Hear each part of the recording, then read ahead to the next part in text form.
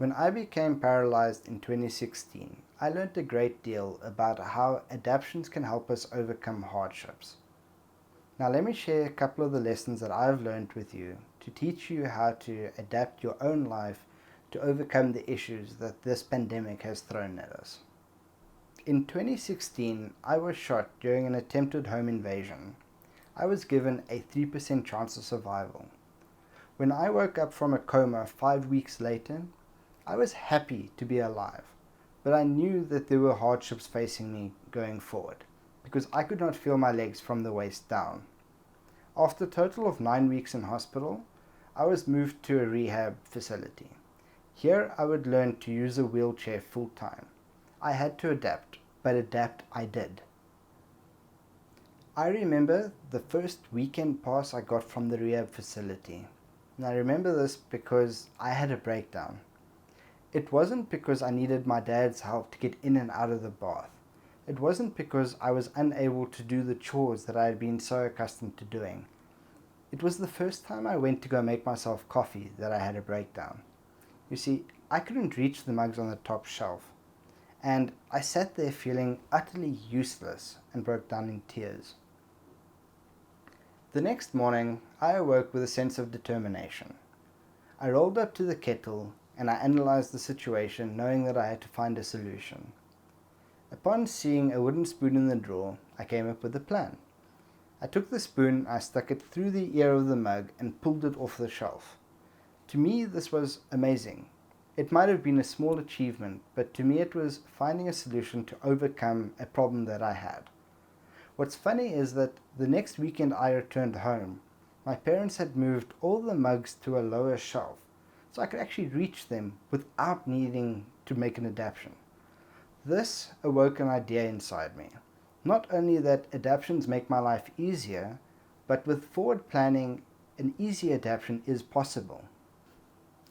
4 years later, and I am completely independent, married to the woman of my dreams, and I keep the idea of adaptation alive and kicking. Pardon the pun.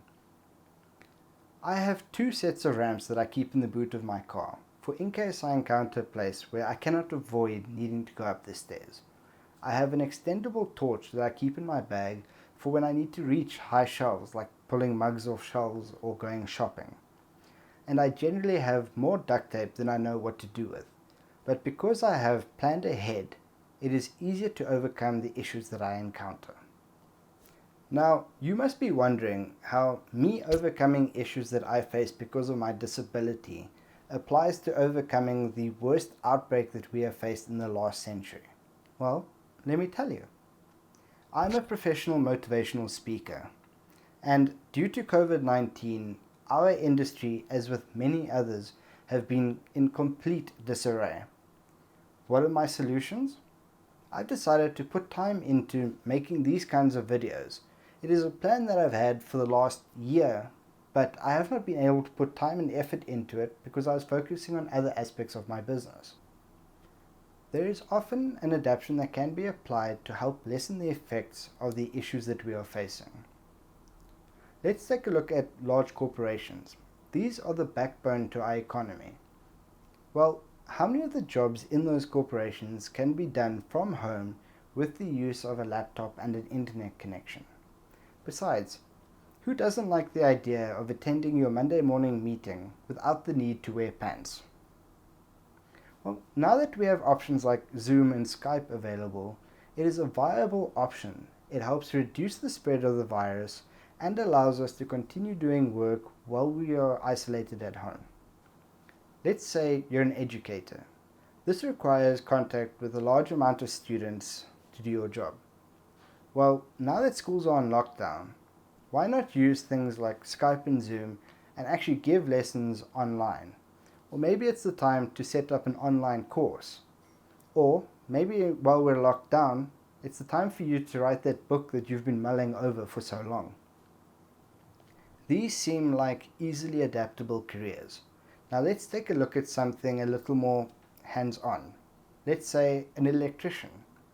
Well, now that everyone is locked down and isolated, maybe we need online tutorials more than ever before.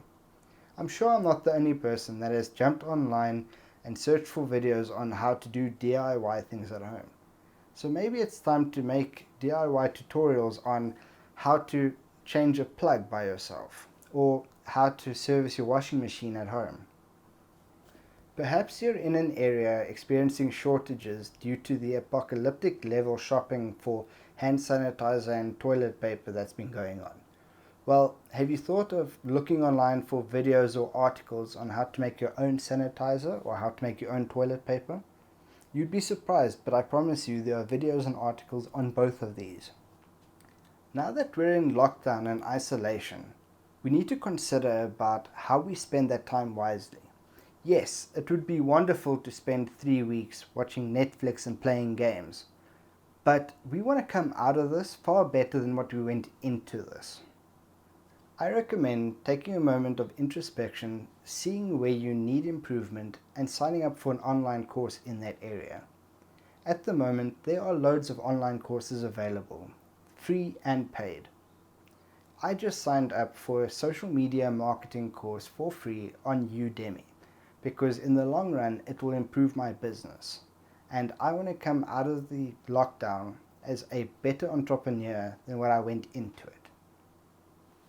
Yes, relax as well. Take time for your mental health, but make sure that this is a productive time for you.